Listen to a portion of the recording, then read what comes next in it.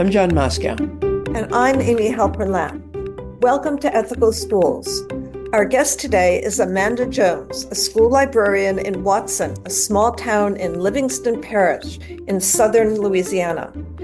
She grew up in Watson and attended the school where she's now worked for 24 years. Amanda was the 2021 School Library Journal National Librarian of the Year. She is the author of recently published That Librarian, The Fight Against Book Banning in America. Welcome, Amanda. Hi, thanks for having me. In 2022, you spoke at a local hearing of the Livingston Parish's Library's Board of Control on book content. The hearing was about public libraries, not school libraries, and you were speaking as a private citizen. What is a Board of Control? So in Louisiana, and I'm not sure how it is in other states, but in Louisiana, our local libraries, our public libraries, are led by Library Board of Control members, and state law says that we must have 5 to 7.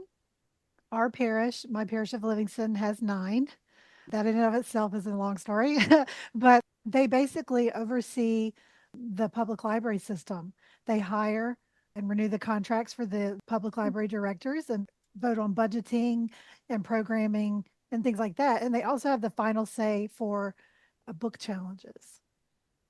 What did you say at the hearing? Well, I don't think I said anything very controversial at all. I said basically that I reiterated 3 times that we already have policies and procedures in place in our library. And if anybody would, disagrees with a book, there's a challenge process and anybody can fill one out. That we should trust our librarians and we should trust our library director. I also quoted the Trevor Project and I talked about sexual reproduction and sexual health books. And, but I said basically libraries are for everyone, no matter your socioeconomic status, religion, race, gender. Libraries serve everyone in the community, but they did not like that I said that. What is the Trevor Project? But the Trevor Project, I don't know if you would actually call it is it a nonprofit, an organization? I'm not sure what the actual classification is, but they do research and they study and they offer resources and assistance to the LGBTQ community. So you said that they didn't particularly like it. How did the members of the Library Board of Control respond to what you were saying? Well, so the actual members of the Library Board of Control responded well. They all smiled and clapped, except for the one person who had put that content and signage on the agenda that night. They all responded well. They smiled at me. One smiled at me, and I was like nodding and, go ahead, keep going. The crowd clapped. Everybody in the crowd was mostly residents of our community, and they all liked what I had to say. Many of them said the same thing as me, some of them a lot more passionately than I did. It was afterwards when some extremists got involved that the mayhem kind of started taking place. So what happened then? So 4 days after I spoke, and I am a school librarian, but again, I was speaking as a public resident at the time, 44-year resident of my community, library card holder since I was 5. And I was targeted by 2 men. Both men were at the meeting. One is from my community, who I do not know. I still to this day have never interacted with him online or in person. And the other one was an extremist. He's the director of an outside extremist group that does not live or work in our community.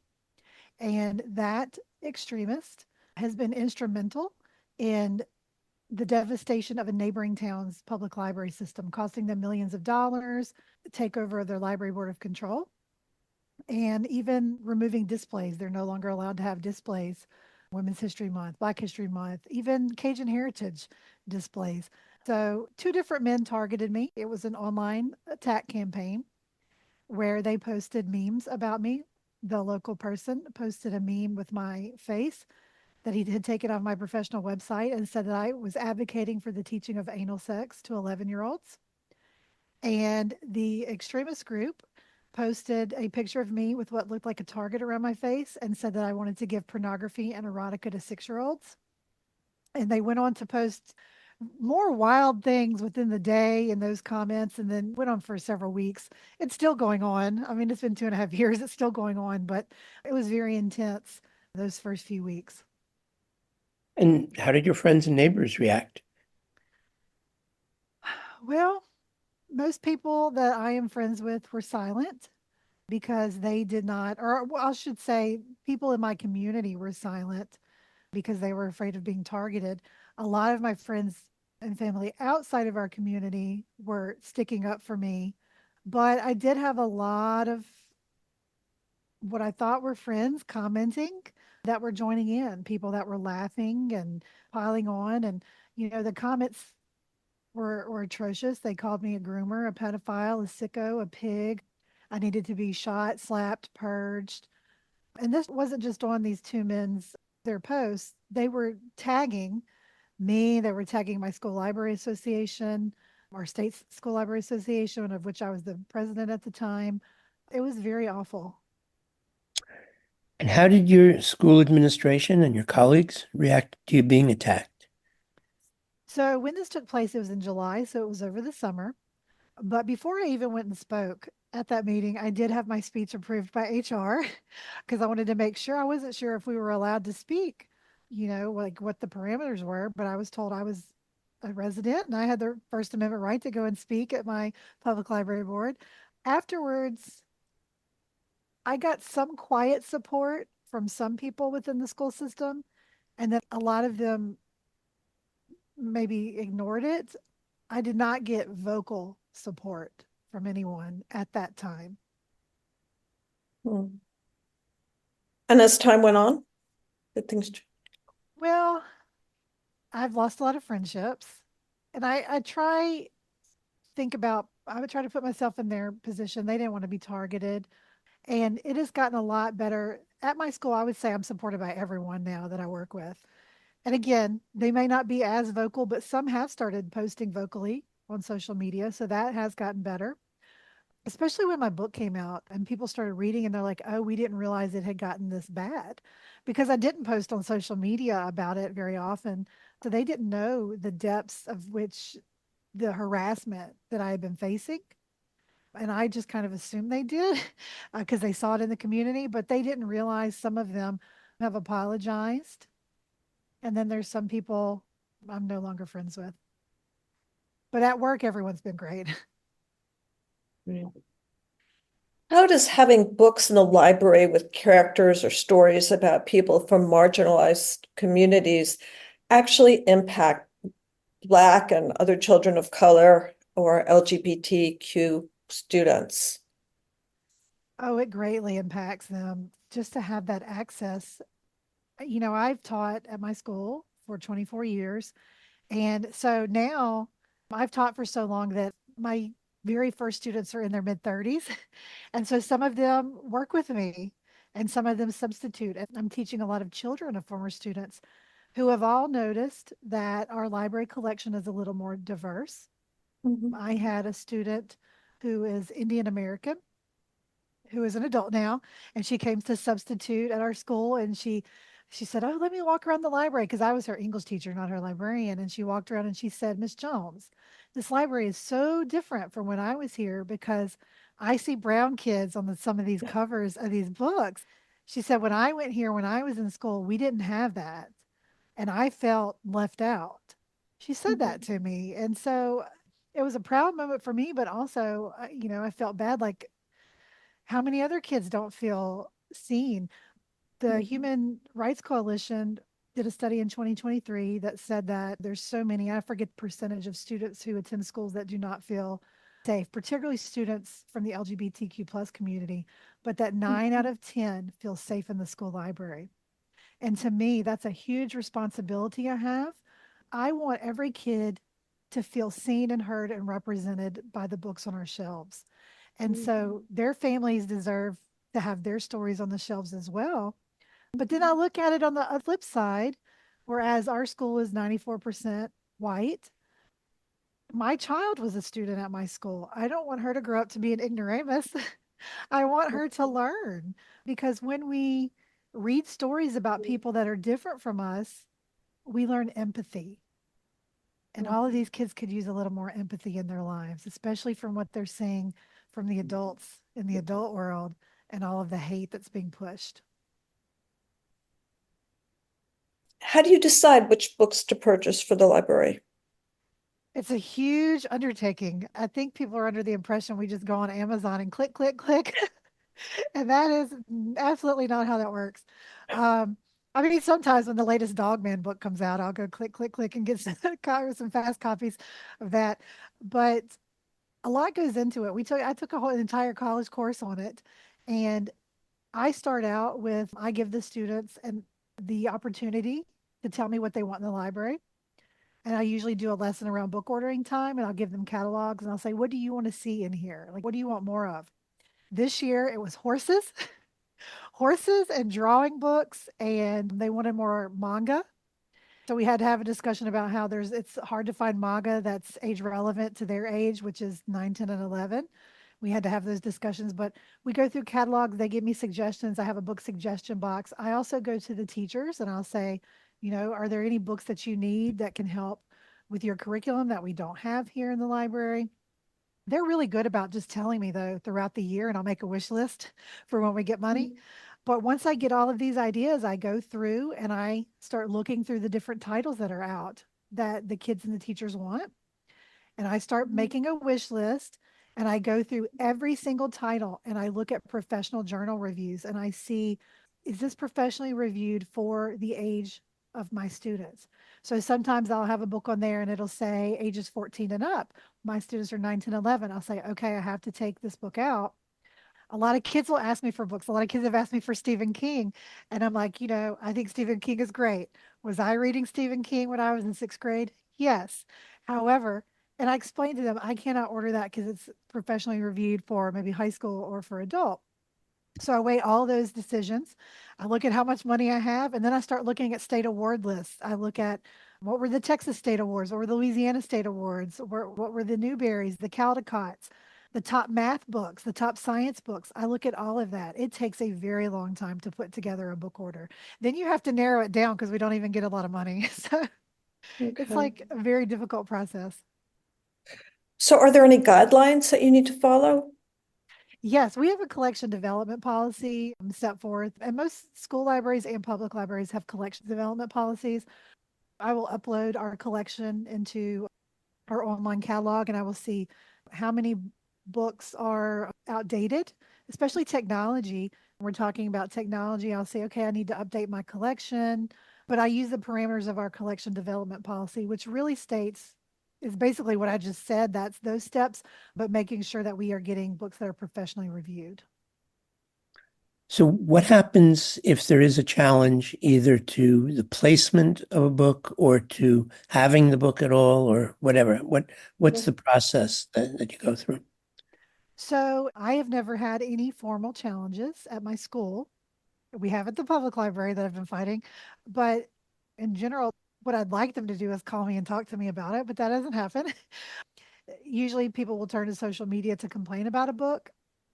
I have seen that before, so I've called the parent and I say, "Hey, do you want to talk about this book?" And it's usually works itself out. But anybody can call and ask me questions about a book, and I will answer every single question that they have, and that's their right as a parent or a guardian. If they're not satisfied with my answer, sometimes I'll say, well, I can make sure that your child doesn't check out those books, but I'm not going to.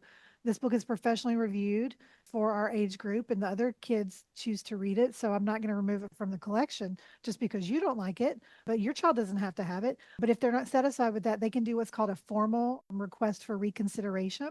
And it's a formal form that they fill out. And basically, it just goes above my head. I have input, but what I'll do is I will provide the principal with a list of all of the professional reviews, the awards, kind of like a book resume I would put together and say, this is all the information about this book. And then the principal would have to make a decision and, talk to the school board, or not the school board itself, the voting members, but talk to the superintendent and the library director at our central office. So who makes the final decision? We've never gotten that far in my district. I would be assuming the superintendent. I have to go back and look I haven't looked at my policy in a while when it gets to that high up. I would assume my superintendent. I would assume also that if the parent is not happy with whatever choice that parent can ask for the school board to look at, and review it. I know if I wasn't happy with the decision made, I would ask the school board as the librarian to look at it, and it would be a discussion, but they would ultimately rule. And in the public library, does it ultimately go to the Board of Control, or is the final decision made by the professional librarians? Well, it depends. So in our public library, any book that's challenged goes to a professional committee of librarians and stakeholders, and they will decide as professionals. However, in Louisiana, there is a law that states that if someone complains that a book is sexually explicit, or if they think it's sexually explicit, it automatically has to go to the Library Board of Control. So what you're seeing, what's happening in my parish public library system, people are writing that books are sexually explicit when there is no sex in them, so that they will go to the Library Board of Control, so that they will skip the entire process of the trained librarians. And then it turns into a giant 3 hour long meeting where everyone screams. And is there any appeal? I mean, if you had a library board of control that was controlled by people who were interested in banning books, is there anything that any higher body to go to or any court that one can go to? Well, at the librarian level, if they don't write that it's sexually explicit, there can be an appeal at that level, but that would go to the Library Board of Control. With the Library Board of Control, it's pretty much final. Now, if as a resident, and I'm the founding director of our local library alliance, the grassroots organization, if we were not happy with the decision, we would most certainly look into a court case to resolve that issue, particularly if marginalized groups were being singled out, or if it was moved based on viewpoint and not based on content. Hmm. So historically, book banning attempts were rampant during McCarthyism and then again during the Reagan years. What do you think is the impetus for the current campaigns? Yes, so it is cyclical, and and it'll come and go. And I don't remember. I know there was a in the 80s, but when I first started teaching, you kind of had like the Harry Potter mania, and so there was oh, you have to protect the kids from turning into wizards. But that was laughed at, because there are no wizards. So it wasn't it wasn't targeting a particular faction of our society. Although I guess you could say there are Wiccans, and you know what I'm saying. But now what we're seeing, it's completely different than what I saw when I began teaching. What we're seeing now is people are getting hysterical at such a large level that's being propagated, and it's just promoted on social media, to where it becomes this sort of pitchfork scenario where we all have to go down to the library with our pitchforks or go down to the school. What's happening now starts off with books, but the actions behind it are not really about the books. I mean, they are and they aren't. You start with the books targeting, you look at American Library Association will list their top 10 banned books from last year. You look at the books that are generally censored or challenged, and almost all of them, or a large proportion of them, are by authors or with characters of the LGBTQ community or authors and characters of color. And so that's no mistake. They are trying to further other and malign and make these communities feel as if they don't belong. But it goes so much more into that. It goes into the politicians pick up this mantle of, they promote it. Like my Louisiana governor, now governor, when he was running for attorney general, he picked up the mantle of, we've got to protect the children, and put out a Protecting Innocence Project report with these 10 nefarious books, which I don't think any of them were in children's sections in any public library in the entire state.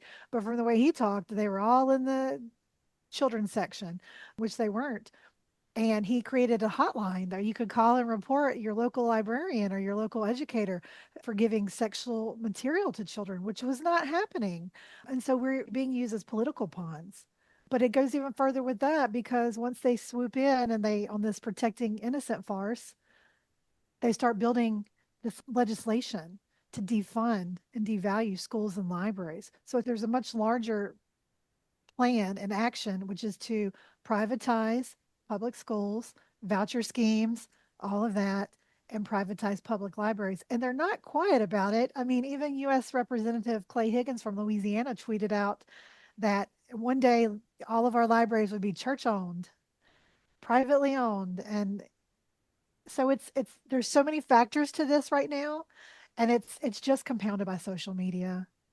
There's so much misinformation and disinformation floating around that, and people just believe everything they see on Facebook. No, that's so interesting what you were just saying about the connection to privatization, because I hadn't thought of that connection. But you find that on almost anything you get to, that ends up being, somewhere in the picture. But it's also something that's sad is that while we tend to associate these efforts at book banning with far right extremists and MAGA and so forth. I'm in New Jersey, Amy's in California, but there were two recent incidents in New Jersey since the Israeli Gaza war, where a library was going to have the author of P is for Palestine, which is a children's book that goes through the alphabet with words that are relevant to Palestinian children. And there was a huge furor about it. And in the end, the library ended up that the speaker did get to come. She did get to come.